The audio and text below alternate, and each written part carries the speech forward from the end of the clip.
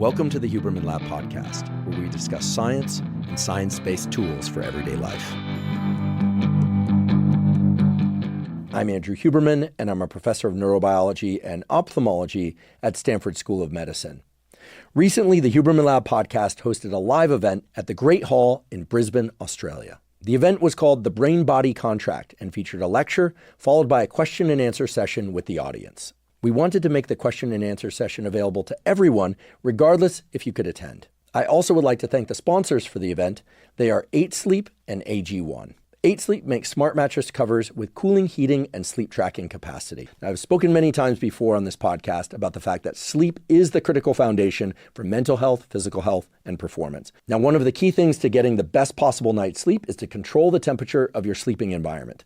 And that's because in order to fall and stay deeply asleep, your body temperature actually needs to drop by about 1 to 3 degrees. And in order to wake up feeling refreshed and alert, your body temperature actually has to increase by about 1 to 3 degrees. 8 Sleep mattress covers make it extremely easy to control the temperature of your sleeping environment and thereby to control your core body temperature so that you fall and stay deeply asleep and wake up feeling your absolute best. I've been sleeping on an 8 Sleep mattress cover for about 3 years now, and it has completely transformed the quality of my sleep for the better. 8 Sleep recently launched their newest generation of pod cover, the Pod 4 Ultra. The Pod 4 cover has improved cooling and heating capacity, higher fidelity sleep tracking technology, and the Pod 4 cover has snoring detection that will automatically lift your head a few degrees to improve airflow and stop your snoring. If you'd like to try an 8 Sleep mattress cover, you can go to 8sleep.com/Huberman to save $350 off their Pod 4 Ultra.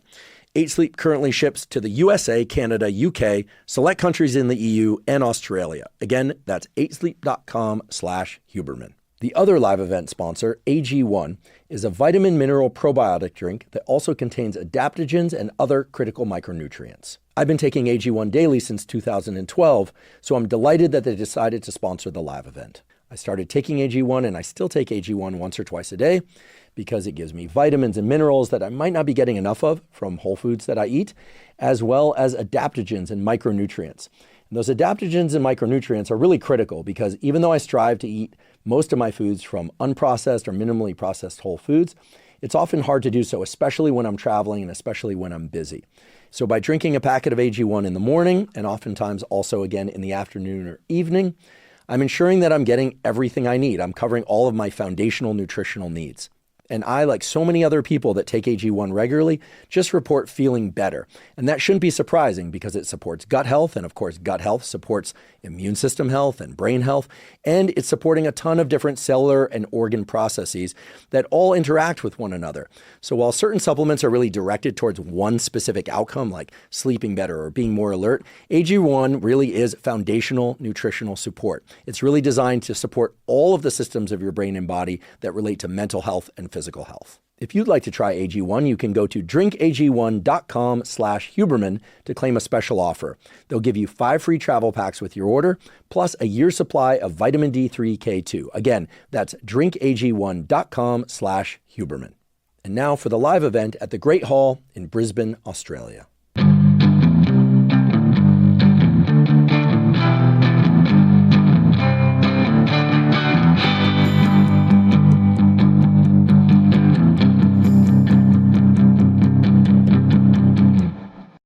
What are my thoughts on nicotine?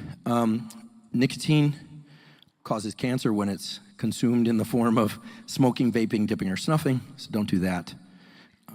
There's a debate now about vaping. Is it bad? Is it good? It's bad. It is. Is it worse for you than smoking? Probably not. Is it better? Probably, slightly. You know what's better? Just not doing it. But if you need to do it and you have to pick, I suppose, I'm not going to tell you what to do, but I think that vaping has allowed a good number of people to smoke less. I'll acknowledge that. And it's also clear it's not good for you. So if you're going to do something that's bad for you, do a bunch of things to offset the thing that's bad for you. That's always my advice. But now, in terms of nicotine itself, nicotine doesn't cause cancer. The mode of consumption causes cancer. That's important.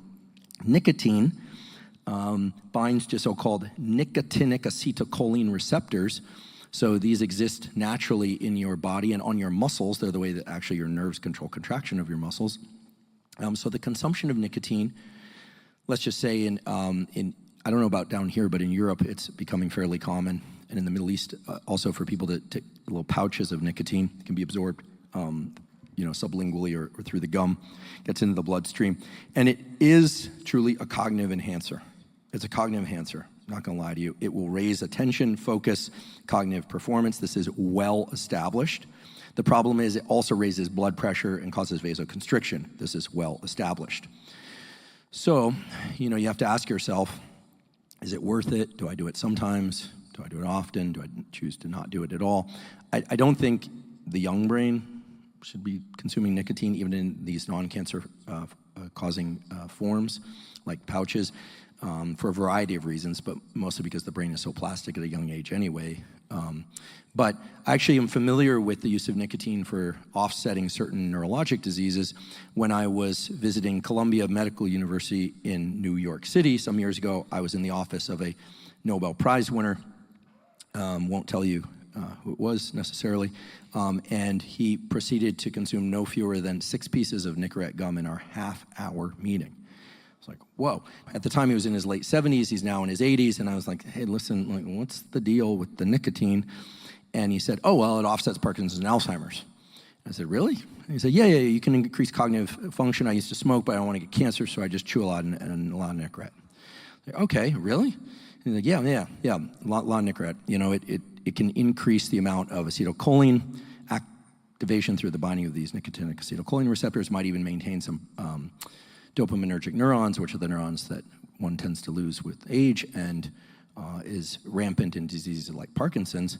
I thought, whoa, okay, so there's something there. The fact of the matter is that nicotine can enhance focus, alertness, and learning, but it does have those other issues. So you want to be considerate of those other issues and not become dependent on it. And my experience is that people who taste the nicotine focus from a Zyn patch are those people who are buying those things pretty regularly. I know somebody that went from 1 Zyn patch twice a week to a canister a morning in about a month, because the effect will wear off if you keep consuming it every day. You have to consume more and more. So take that into consideration. Probably best to avoid unless you really need the boost and you can afford the increase in blood pressure. That would be my suggestion. I've never taken nicotine and I don't smoke. What's the best you can do for managing ADHD if not taking medication? Okay, so we did 2 episodes of the Huberman Lab podcast on ADHD. The first was on behavioral, nutritional, and supplement-based tools. 50% of the comments were like, thank you so much. This is very helpful. Can't wait to try some of this stuff. The other were like, you're evil. You're trying to persuade people to not take pharmaceuticals, which is not true. I'm interested in all of it. I just covered that stuff in the first episode, and then the second one we did on ADHD was about things like Vyvanse, Adderall, Ritalin, etc., most of which, by the way, are amphetamines. Are we putting our kids on speed? Yes. Yeah, they're amphetamines. But I don't think that we should walk away from those things in every case. They do have real clinical value in many cases, and their clinical value comes from the fact that not all, but one of the major effects of amphetamines is that it can increase dopaminergic and noradrenergic, meaning dopamine and norepinephrine release in the brain, which can increase attention and focus, which is actually beneficial in some cases for the brain to learn to focus, to get neuroplasticity of those very circuits. So it's a consideration. Then 50% of the comments of that second episode were, why don't you talk about the behavioral tools, the supplement-based tools, and the nutrition tools, and everyone else said thank you for talking about the prescription drugs. So the point being several-fold. One is that certainly a combination of behavioral, nutritional, supplement-based, and prescription tools is viable for most every situation, and it's worth thinking about all of those when considering a treatment for ADHD. And I think we really need to get out of these silos of thinking, like big pharma is evil. Listen, there are drugs that can help people. Is it evil? I don't know. Is it going away? No. Okay, is there value there? Sometimes. Is it overprescribed? Sometimes. What about nutritional tools? Well, in some cases it can really help. In other cases, it one still needs prescription drug tools. In some cases, doing behavioral, nutritional, or supplement-based tools can allow one to take lower doses of pharmaceuticals if that's your goal.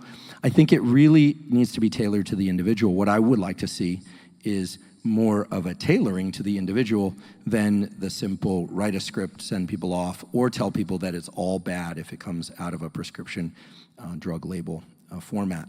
Now, it is very clear that the original dosing schedule for things like Adderall, Vyvanse, et cetera, was during the weekdays but not the weekends. That somehow has moved to no weekends off. So there's been a lot of changing in the dosing schedules.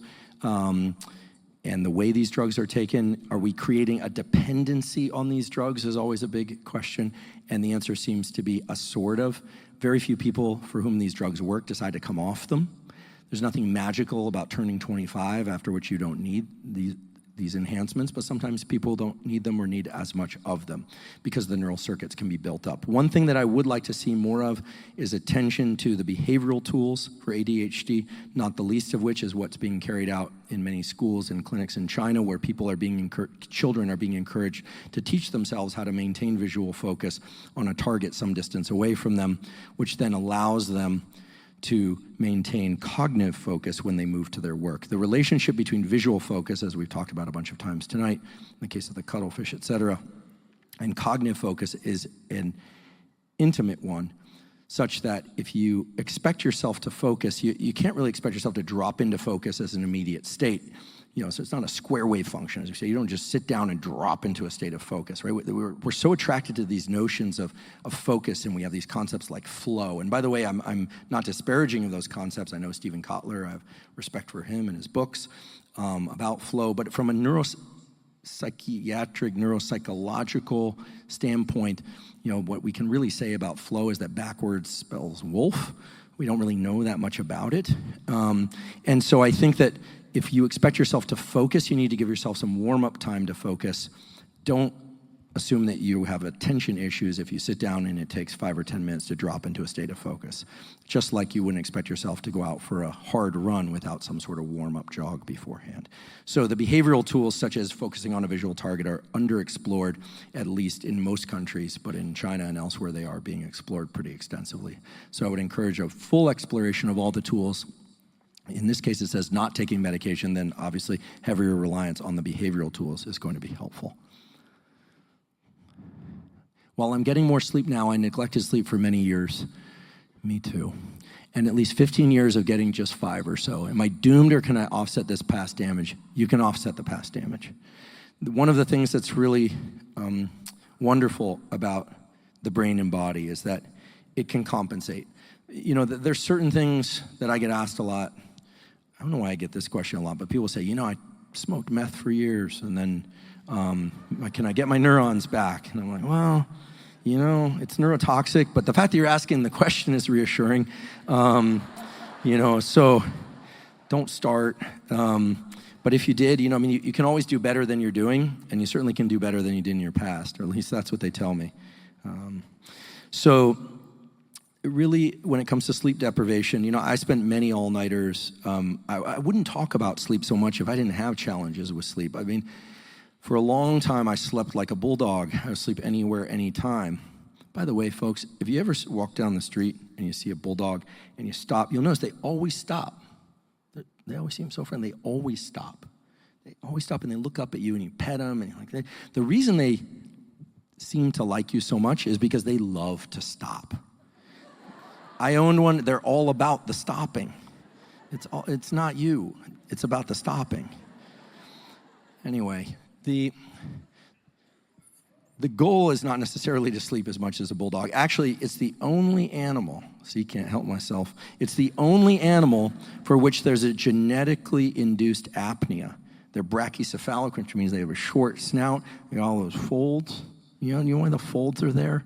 The folds are there because they have a genetic mutation. They bred out the pain receptors in the face because they used to have them they would bull bait. They bite on the face of the bull. They kill all the pain. They bred out the pain receptors, gave them a floppy face, short snout. English bulldog, thank you for the specificity. A biologist loves the specificity. The Frenchies are pretty cool. They have a little more kick in them, right?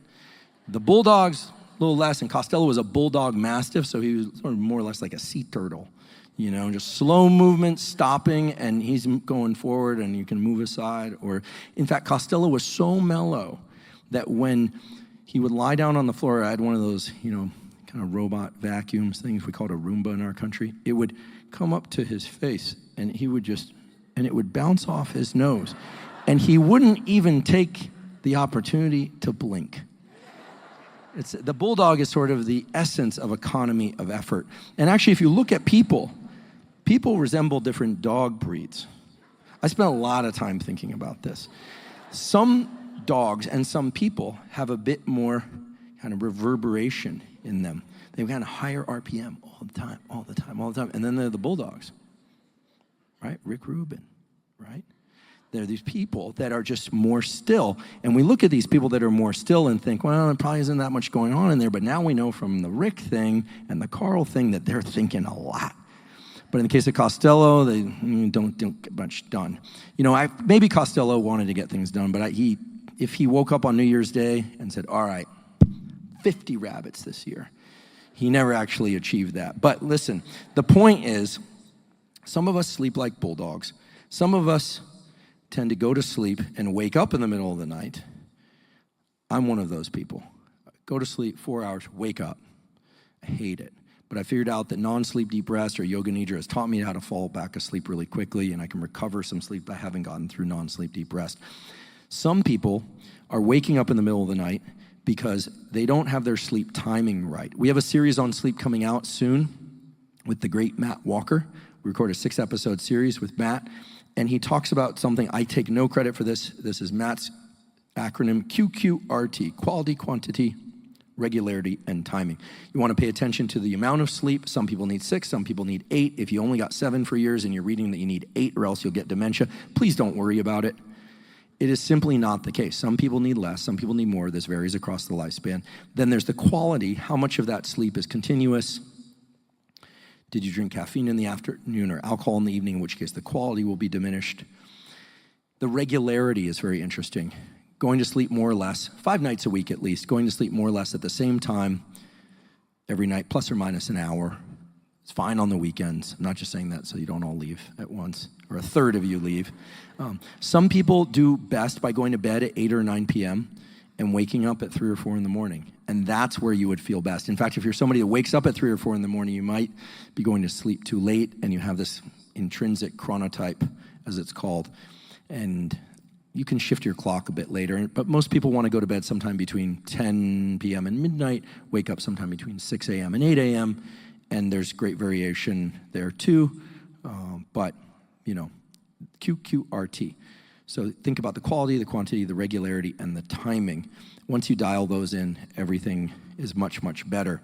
So much so that even if you're not getting enough sleep, as long as you're going to bed at more or less the same time each night, you'll fare better. So if you didn't do any of this stuff for years, like I didn't when I was in graduate school, et cetera, don't despair. Don't despair. It's very clear that the brain can recover, and I wouldn't waste a single moment thinking about what you didn't do. Also, my time machine's broken, your time machine's broken. I realize that doesn't create a lot of comfort, but it's unlikely that you did substantial damage. Unlikely you did substantial damage unless you did that your whole life, and we're talking about a conversation that's happening late in life. But even then, more sleep would be better. Do you believe in burnout? If so, what would be your recommendation protocol to relinquish burnout once it's already occurred? This is a very interesting question. We don't quite know what burnout is, and it can come from a combination of things. And typically, burnout comes not during the stress period, but several months afterwards. The adrenals, these 2 little nuggets above our kidneys and our lower back, are capable of driving so much neural energy in us that we can do all sorts of things for a very long time, even in the absence of food, as long as we have water and salt. The adrenals, because they kick out adrenaline and cortisol, and by the way, are involved in salt appetite. There's a reason for that, because you need that. The adrenals can keep us going, and there is no such thing as true adrenal burnout, because the adrenals don't burn out. You've got enough adrenaline in your adrenals for 2 lifetimes. But there is an adrenal insufficiency syndrome, so that's a real thing. It's rare, but it exists. But burnout seems to be, in my mind, more related to psychological burnout. And I'm not a psychologist, but I'm a fan of the poet David Whyte, and he has this beautiful poem that is either entitled or somehow includes the word wholeheartedness. I think that where we recover ourselves is by relating to and engaging with things and people that we wholeheartedly enjoy, even if that is simply relaxation or gardening or drawing or maybe just doing nothing for a bit. I think burnout is very real. And I think burnout, as pushed through the filter of what we've been talking about earlier in the evening, is when we are not getting periodic experiences, if you will, of delight or excitement or a sense of meaning. And here we're starting to drift into kind of abstract. Not everyone gets to do a job that they delight in. Certainly there were years where I didn't delight in the sorts of things I had to do for certain jobs. But finding some areas of life that create those neural energy states that carry forward, that wick out into other aspects of what we're doing. And I don't know if I made this point clear enough earlier, but those moments of, really feeling excited about something in a way that really lights you up in particular, are not just about that moment and seeking out more of those moments, but in the way that it lifts our nervous system, the way it carries us forward and allows us to do the other things that we have to do, which frankly sometimes can be not as exciting or even drudgery. So if you've burnt out, I know the feeling. I have burnt out before, and I encourage a combination of rest, but also exploration of things that can evoke that kind of internal excitement or sense of meaning. And one has to be a bit of a forager in order to do that, try new things, and that can be difficult. But burnout is real, and I encourage you to take it seriously, because unfortunately, typically what follows burnout is depression, and then things can really run ashore. What types of food do you try to eat every day, and why? Oh, I love to eat. I do. I love to eat. I even like the mere act of chewing so much. So it just, yeah. That's why I buy those Persian cucumbers. You just munch on those things all the time. I tend to eat according to how alert or asleep I want to be. It violates a few kind of popular thoughts about nutrition, but that's what I do. Generally, for me, I like water, caffeine, early in the day, and then eat sometime around 11 or noon. I'm not really strict about these things. If I'm hungry, I'll have a plate of eggs in the morning or something, or a handful of macadamias. By the way, the macadamias down in Australia are awesome. They're so good. In the States, they infuse them with all these palm kernel oils and stuff. And so when I first tasted the ones, and they always taste good, but I'm not going to get into the seed oil debate. I can think of better ways to hang myself, like with this microphone cord. It's just like, I guess I do sort of avoid the seed oils, but I feel best. I love the macadamias. See, told you, I always find my way back. The macadamias down here taste as if they've been infused with all sorts of stuff. But then you look at the packaging and it's just like macadamias and salt. I don't know what is so good. The coffee down here is amazing. I don't know why it tastes so good. It's so good. The produce, basically I eat like you guys, gals. That's what I do. I basically eat meat and eggs and fruit and vegetables. And I do like rice and oatmeal, and there are people on social media tell you oatmeal is gonna kill you. And I'm like, if oatmeal were gonna kill me, I'd be dead. I eat so much oatmeal, but that's not to say that some people feel better if they don't eat oatmeal. I kind of find the nutrition debates to be kind of like funny. They're so non-scientific, they're funny. But I also know that, and here I have a theory, that when you eat most of your foods from unprocessed or minimally processed sources, something magical happens. Not only are you, let's say, eating healthier foods, quote unquote, but we should define healthier. Foods for which their macronutrients, proteins, fats, and carbohydrates, also, and calories tend to be matched pretty well with high micronutrient content, something that doesn't exist in highly processed foods, right? But Probably also better for the planet, but which is great. The planet's important. We want to keep that around. But the other thing is that neurally, when you eat foods as their main ingredients, which is not to say you can't have a soup or a stew or a salad every once in a while, but closer to their original form, and I do cook my meat, unlike other people on the internet, there's the guy eating chicken raw for like 28 days. I was in the barbershop the other day. They're like, what about the raw chicken guy? And I was like, not a good idea. So when you eat foods in their kind of basic state,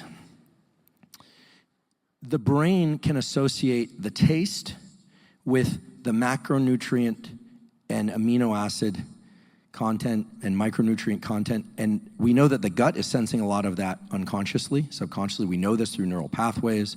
Beautiful work being done by people here in Australia and in the States and elsewhere about the signaling for the gut is actually tasting the food, or it's measuring the amount of amino acids, fatty acids, et cetera.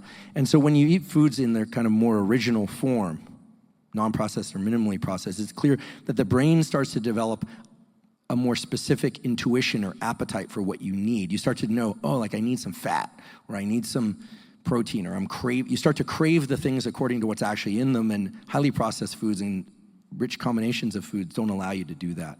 And that hasn't really been explored. There's a little bit of work that's coming out on this by Dana Small at Yale and Kevin Hall elsewhere, but we're starting to get there. So this is why I believe when people go on these elimination diets where they're like, I'm only eating meat, like the Lion diet or whatever, like Costello, meat only, and like that many of those people, quote unquote, feel better, I think, because they're starting to form a relationship with the nutrient content of the food, the caloric content, and the taste in a way that after that they like see a cracker and they're like, no.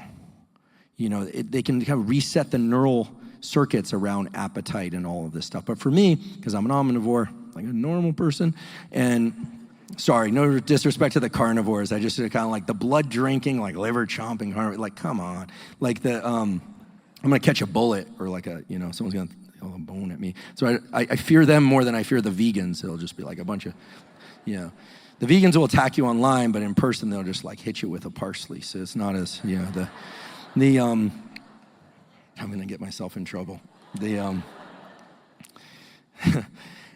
an omnivore, like most people, and so for me, between 11 a.m. and 8 p.m. is typically when I eat, but sometimes I eat at 9. I didn't eat before this because I don't like to eat right before I do this sort of thing, so I'll eat a meal before I go to sleep tonight. I'm not super strict about this stuff. I'm not super strict, but in general, it's some sort of intermittent-ish fasting thing, and it tends to be meat and fish and eggs and a little Parmesan cheese and coffee and oranges and cucumbers and lettuce and food, like food and pasta.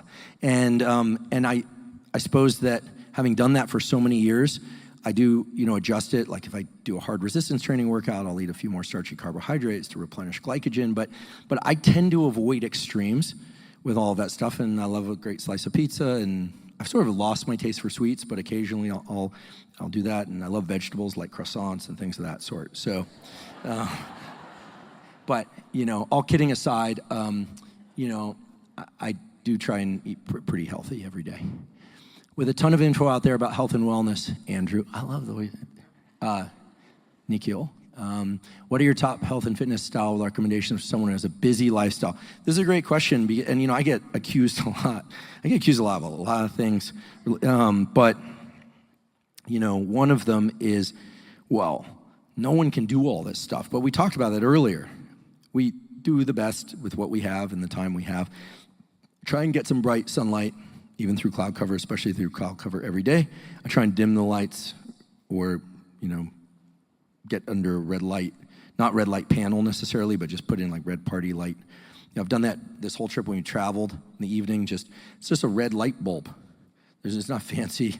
It's just a red light bulb, screws in this little pedestal, turn that on, all the other lights go off, and then makes for a nice easy taper into sleep because the blue in bright fluorescent lights, the short wavelength light, really is activating for the nervous system, especially late in the day. So light is a big one for me. Try and get a few walks in. I think if you were going to exercise just 2 days a week, it's very clear that those 2 days per week should include some resistance training exercise and then maybe follow up with some easy cardiovascular training or something like that. Hopefully one could get out and about maybe 3 days or exercise, sometimes not outside. One can only exercise indoors, maybe 3 days per week. So I don't think it takes a ton of time necessarily, but that might even be excessive. So with busy lifestyle, I think it's those little carve-outs of 5 or 10 minute walk. When we had Andy Galpin on the podcast and did a series, and by the way, Andy's launching his own podcast through our podcast channel, which is SciComm, which Rob and I started. He's got the Perform podcast with Andy Galpin. He talked a little bit about these exercise snacks. These are actually pretty cool in the sense that if you just take 60 seconds and do, like a near all-out, run up the stairs, but be careful, or jumping jacks for a minute as fast as you can. That raises heart rate in a way and adjusts your physiology in a way that really does carry over to better performance, including even things like VO2 max in other endeavors. So it's probably not the case that that's all you should do, but even small bouts of exercise can be very, very valuable. So that's reassuring. And then I am a huge fan of non-sleep deep rest, aka yoga nidra, which means yoga sleep, which is just lying there, as we talked about before, but it's slightly different than what we were talking about for creativity. Lying there and deliberately using your mind to deeply relax the different muscles of your body, stay calm, long exhale, breathing, this kind of thing. There's a 10-minute NSDR with my voice on YouTube that you can simply find, and at zero cost. There are many with other voices, female voices, et cetera, that you can find on YouTube as well. And if you don't like those, we're soon to release on our Huberman Lab Clips channel a number of different meditations and NSDRs, again, all zero cost, of 10-minute, 20-minute, 30-minute. I would say that for limiting stress, improving sleep, and restoring mental and physical vigor, NSDR is perhaps the best tool out there. And again, I didn't create it. I simply took Yoga Nidra. I started calling it NSDR. And by the way, I was aware that I was going to upset some people when I did that. I was not trying to appropriate anything, I promise. The problem was I would talk about Yoga Nidra and studies of Yoga Nidra showing that it replenishes dopamine in the basal ganglia, can restore mental and physical vigor. And then people would back away from me slowly, like, yoga, I don't want to do yoga. And I'm like, no, this is yoga sleep. You don't actually move. And they're like, well, that sounds pretty different. And I'm like, I know it sounds different. I'd go on, and then I just decided to call it non-sleep deep rest. And when you call something what it is or what it can accomplish, you move away from nomenclature. And I have very mixed feelings about renaming things, but I figure as long as I don't call it like the Huberman protocol, at least I'm distancing myself from it, and it's a zero-cost protocol. So non-sleep deep rest is valuable for restoring mental and physical vigor.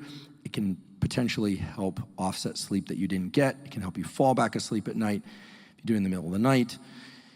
It can help you get better at falling asleep if you do it during the day. I did it for 20 minutes just prior to coming out here. I always do that prior to any event or thing that requires a lot of focus, this kind of thing.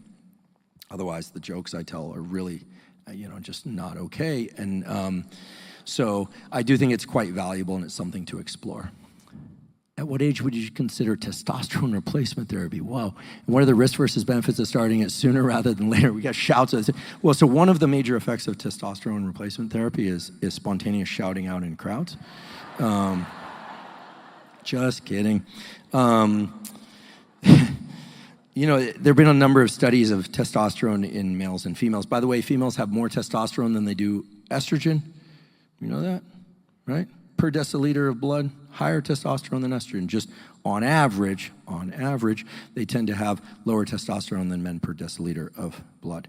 So it's important in both males and females. I think you're referring, James, to the use of so-called TRT in males, but I'll touch on it in females as well, because low-dose TRT therapy, oops, sorry, I just did that. I get in trouble in lab. If you say like PCR reaction, ATM machine, is there a name for that? Okay, the T at the end of TRT is therapy. Testosterone replacement therapy. Testosterone replacement therapy technically means that someone's levels prior to that therapy fall outside the reference range, so lower than 300 nanograms per deciliter, typically, or some other array of symptoms, and they replace it, replacement therapy. Many people nowadays, in my opinion, far too many and too young, take what I call testosterone augmentation therapy, where they're levels are within normal range, and then they take it to get out of range. And look, there's nothing wrong with that. I'm not going to tell you what to do. I'm not a cop. You do what you want to do. There are a couple things, TRT or TAT, augmentation, and here we're just setting aside high-dose steroid use because that's just a whole other biz. And frankly, the bodybuilders will get upset, but I'll get away from you because you'll be waddling and I'll be running. That's just like a whole other business. So testosterone replacement therapy is widely used nowadays. I think far too young. Basically, it will lower your sperm count dramatically if you're a male. So if you want children, you want to conceive children, you will need to offset that by taking something like human chorionic gonadotropin, HCG, which is available synthetically. They used to sell it in the form of pregnant women's urine. There was a black market for it. We could really go off into the sticks with this question. In my opinion, if you want to explore this, I would say first, get your behaviors right. Sleep, exercise, nutrition, stress control, training. Get that right. Don't train too hard or too long. Get that right. Then there are certain supplements, and we've talked about this on the podcast. Some are debated a little bit more than others. Things like zinc, tongali, et cetera, that can probably provide a boost beyond normal without shutting down the gonads. And then, and only then, if you feel you really want to do this and it's in line with your ethics, or, I don't know if you're playing a drug-tested sport, et cetera, then just minimal effective dose. And then if you want to have kids someday, or if you don't know if you want to have kids someday, make sure you're taking the appropriate things to offset that. That's basically what I would say. And the major effect of testosterone in men and women is not libido per se, and it's not aggression per se. It tends to make people more like them. If you're a jerk, you're going to become more of a jerk. If you're calm, you're going to become more calm. If you're kind, I don't know if you become kinder, but there actually have been studies of altruistic behavior and administration of testosterone by nasal spray or other means, and frankly, people will become they'll become competitively altruistic. I think the major effect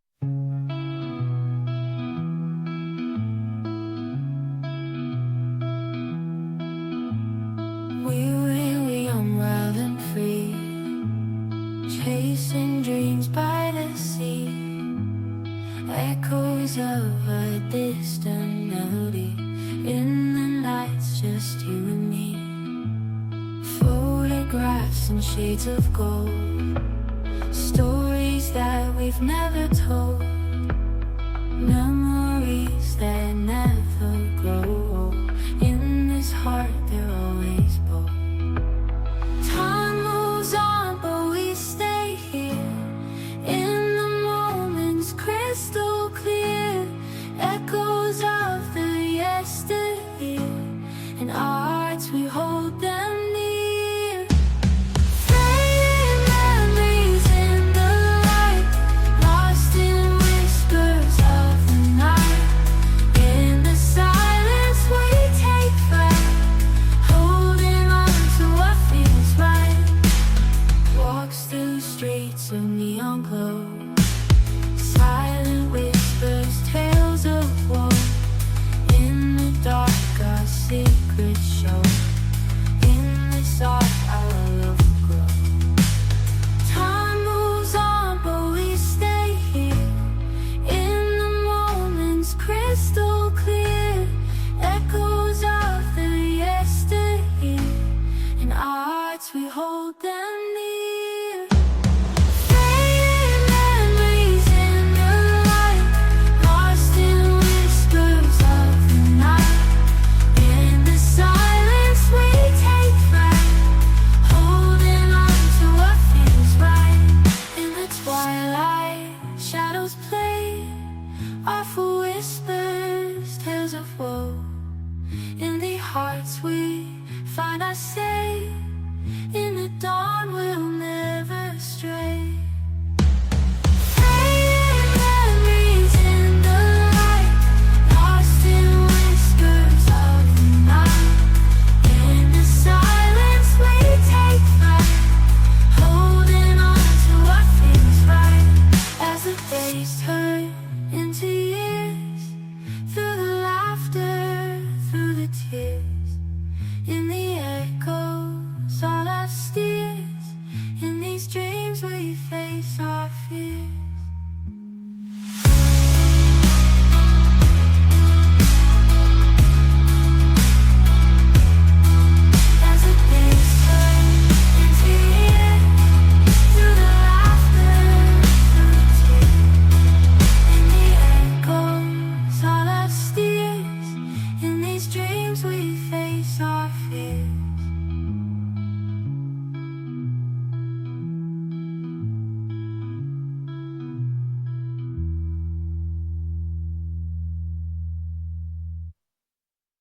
Also could be described as it makes effort feel good. So we could go on and on about this. I'll just toss in that nowadays there's a lot of excitement about peptides. I'm going to do an episode about peptides. A lot of the young people I run into here and in the States are like, what are your thoughts on BPC 157? What do you think about this peptide or that peptide? Peptides are simply small proteins, amino acid chains. So there are lots of things called peptides, but typically these are things that increase growth hormone. Keep in mind that anything that increases growth hormone will increase the growth of any and all tissues. So if you have a small tumor that you're not aware of, that will grow also. So just keep in mind, if you're going to tickle these pathways, you're playing with some serious biology, but there are safe ways to do it. Sorry, you said, what are the benefits of starting it sooner rather than later? Start it later. What are the physiological and practical differences between breathing techniques akin to Wim Hof and the physiological side in relation to stress, focus, et cetera? Okay, we can make this pretty straightforward. First of all, I know Wim. We go way back to 2015. I went over to the Pyrenees and visited him and hung out and then brought him to the States. And Wim Hof breathing is tumo breathing, but in science speak, we call it cyclic hyperventilation. It's just cyclic hyperventilation. So if you inhale vigorously and long, your heart rate goes up. If you exhale vigorously and long, heart rate goes down through a process called respiratory sinus arrhythmia. The volume of the heart changes when you breathe in versus breathe out. The speed at which blood moves through the heart changes as the blood gets bigger or smaller, according to inhales or exhales. And basically, the net effect is inhale, heart speeds up a little bit, exhale, heart slows down a little bit. So if you do Wim Hof, aka tumo breathing, and you inhale vigorously and let it fall out of your mouth, and then you're going to increase heart rate, increase autonomic activation, etc. If you do a pattern of breathing like inhale, inhale, long exhale, inhale, inhale, long exhale, cyclic sighing,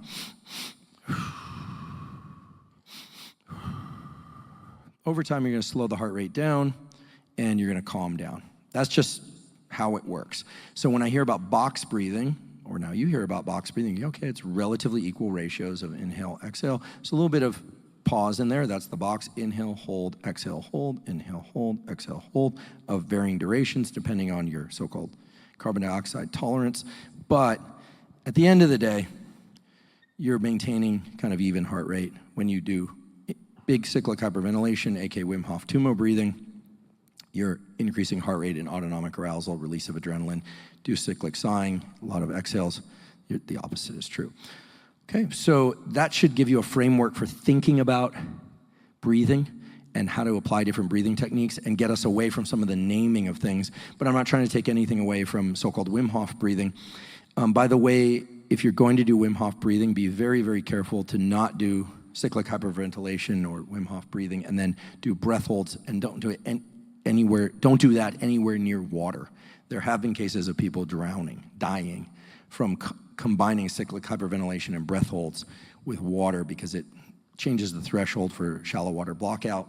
When you exhale a lot or when you hyperventilate, you remove a lot of carbon dioxide, and carbon dioxide is the stimulus to gasp. So what will happen is, indeed, if you do, you're blowing off a lot of carbon dioxide, and then you go, right, that's a Wim exhale. And then you hold, and you go underwater. Yeah, you'll hold your breath longer than you normally would, but instead of feeling that impulse to breathe, like that gasp reflex, and you shoot for the surface, you'll just black, done. So it's a serious thing, and you want to be really careful to not combine cyclic hyperventilation and breath holds, and especially both, with cold water, frankly, any water exposure. I always say don't do Wim Hof tumo or cyclic hyperventilation breathing, even standing or seated in a puddle. Okay. So in response to stress, it's really, if you want to be more alert, increase the vigor and duration of your inhales. If you want to be more calm, increase the duration of your exhales. Would you recommend that children also get morning sunlight? Yes, and your pets too. Unless they're nocturnal pets, right? For anyone that had the not so smart idea of getting a hamster, you realize they're nocturnal, right? They're gonna run all night long on the wheel. In fact, rodents like to run on wheels so much that Hoppy Hofstede Harvard has shown that if you put a little running wheel, like, little wheels that the mice like to run in a field, animals will run to the wheel and run in the field. Which tells you everything you need to know about rodents. But really, children need that, but obviously babies have sensitive eyes. We all can potentially hurt ourselves with sunlight, and down here the UV index is very high. When the sun is low in the sky, so-called low solar angle sunlight, in the morning and in the evening, the UV index, and mostly because of atmospheric interference, but some other things as well, it's not as damaging to the eyes. That's why it's easier to watch a sunrise or a sun closer to the horizon than it is to, please don't stare at the sun in any case, but an overhead sun. So I think it's really important for circadian rhythms, but of course kids need their sleep. So if they're gonna sleep in a little bit, that's fine, just get them outside afterwards. It's the staying inside and staying on a phone that's problematic, and then leaving that room at noon really shift your circadian rhythm in unhealthy ways, and that's true for children, perhaps especially true for children. As a father, what can I be doing to give my children the best start in life? Oh, what a great question. I hope my parents asked that. They abandoned me at the pet store. No, I'm kidding. They didn't abandon me. They didn't abandon me at the pet store. If they did, I didn't notice. I was among my friends, the fishes and the birds. I think this question probably should be, I'm gonna edit. Let's just say, what can we all be doing to give our children the best start in life, and what does that mean for those of us that have already started in life? So first of all, we have a episode of the Huberman Lab podcast with an absolutely magnificent guest, Dr. Becky Kennedy, coming out on, I guess it'd be Tuesday down here, so this coming week, all about this. And, we could talk about things for learning, encourage them to play an instrument. I would think that we perhaps should teach kids some tools to modulate their stress in real time, like physiological sighs. I don't see why not. I certainly wish I had tools to regulate my stress when I was younger. They didn't teach us that stuff. They didn't know it, or the knowledge was there, but as I mentioned earlier, they didn't teach us that stuff. They taught us all sorts of stuff in high school, health and stuff. I mean, they taught us that, drunk driving's bad. They taught us it just takes one sperm one time. They taught us all sorts of stuff, but they didn't teach us this business of physiological size or stress thresholds or about the anterior mid-cingulate cortex, because a lot of that stuff wasn't known or just wasn't discussed. So I think some tools to control one's inner landscape, play music. I certainly am going to encourage the exploration of these energy states that, letting kids explore. I mean, they need rules and regulation and boundaries, of course, but there's this concept of impingement that I find very interesting that the classic psychologists used to talk about, when a kid says they like something or don't like things, like, yes, they need to be doing certain things for their normal life progression, but kids are very good sensors of what works for them and what doesn't work for them. And we don't want to impinge on, certainly, their healthy loves and desires, things that don't endanger them, right? Things that are really reflect their unique loves and desires. Don't force them to play Suzuki violin if they want to play the drums, right? Let them bang on stuff. And let the kids that want to play Suzuki violin do that. Don't make them play the drums. So these impingements are actually, I think, are problematic. They lead to a lot of confusion, and if anything else, they take us away from that unique wiring to be our own unique expression. Becky Kennedy does describe a few key principles of parenting that I think are really interesting that extend to all kinds of relationships. She talks about the main role of parenting, and to some extent, all relationships, is to create boundaries and to make kids feel safe. Seems pretty good to me. The other kind of short list of two things, and she describes how to do this in ways that are highly actionable, is that every child, I found this really interesting, every child wants to feel real, like they want to feel like they're real, like they're seen, they exist, and they want to feel safe. And so that one of the things that really rung in my ears and still does from that episode recording, again out this week, is that when a kid or an adult says something about how they feel, that perhaps one of the best responses we can give them is, I believe you. Like, that it doesn't, you're not saying that like you don't want to go to school, don't go to school, right? We're not saying you don't enjoy doing something, don't do it, or you want like a fifth serving of candy, like you can say like, I believe you, no. And so I think that a lot of it is we get confused with terms like validation and listening. I mean, what I like so much about what Becky offers, and I do hope to do a child development series in the not too distant future. What I like so much about what Becky offers is that, it boils down to simple concepts like we want to be real, which I guess is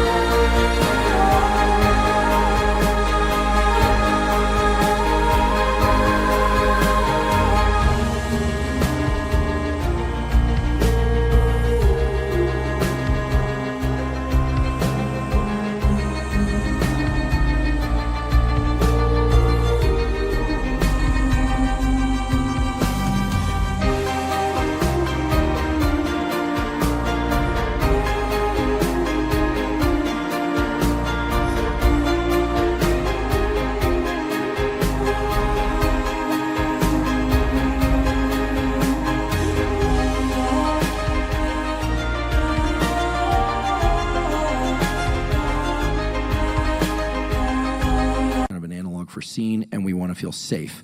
Not unlike when we did the podcast series on mental health with Dr. Paul Conti.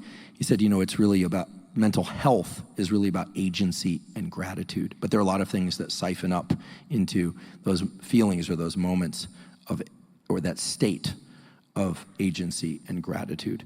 So I would say that's perhaps the most important thing is, boundaries make kids feel safe and then make them feel real, like their feelings and what they're reporting matters.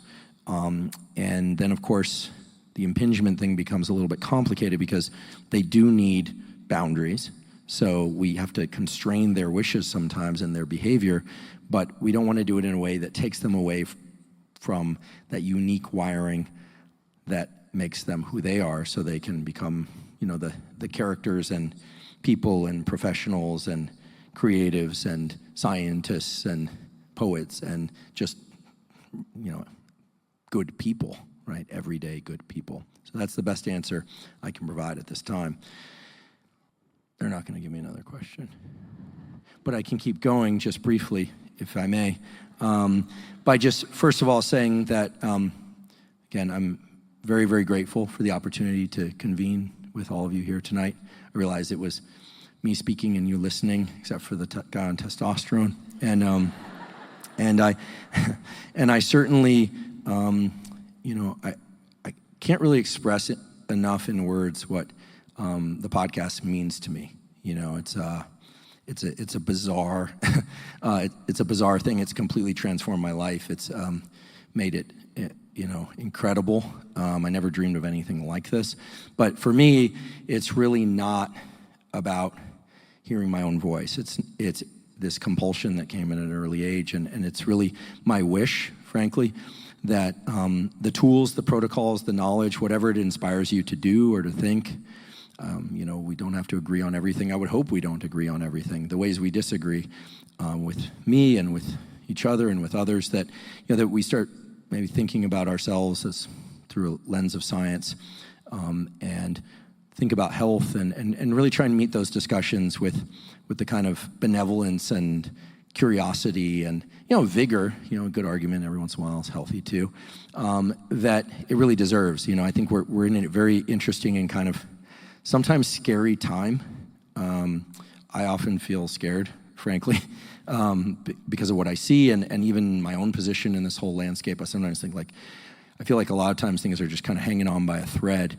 But I actually have a lot of optimism. I think our species is very smart. I think that we've managed to navigate tricky places before, and I think that through the learning and teaching of things that work for us, that we learn from these kinds of things and from each other, that pretty soon we're going to start to fill in the gaps between the silos that are the yogic traditions, the chiropractic, massage, health and fitness, traditional medicine, non-traditional medicine, functional medicine. I mean, I really encourage all of you to try and, stand back from it all and try and identify the common themes that may exist across these things, and really try and identify some of the links and points of convergence more than the differences. And at the very least, to explore things, and if you don't like them, that's great. And if you do, to pass them on to other people, especially the behavioral tools that we all harbor within us that I think can really enhance our mental health and vigor, our physical health, and hopefully our longevity too. So I could go on,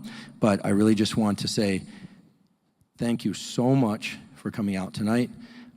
This is our last night in Australia, and I'm certainly going to miss being here, and we intend to come back again soon.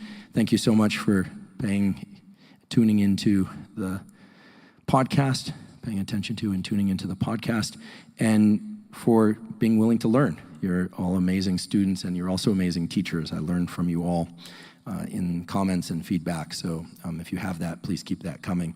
And last, but certainly not least, thank you for your interest in science.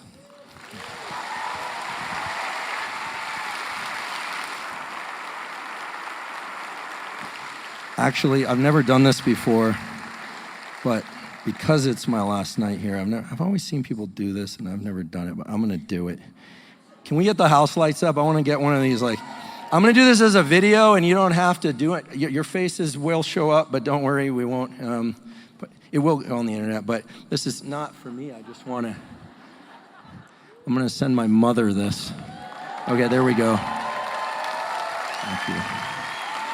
That's on you.